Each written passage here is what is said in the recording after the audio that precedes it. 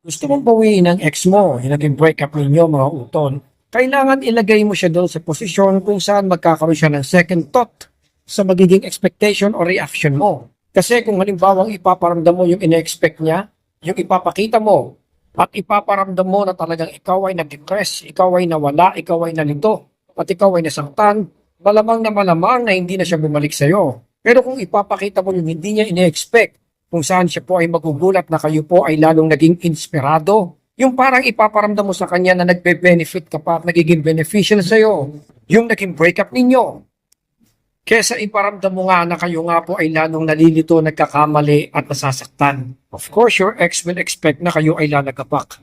Kaya kung papakita mo na naging advantage pa to, lalo kang nagtagumpay at hindi ka apektado, mas lalaki ang chance. For sure, mawawala yung ego ng ex mo mga utol. And an opportunity para lalo mo siyang mapenetrate o bumalik siya sa'yo.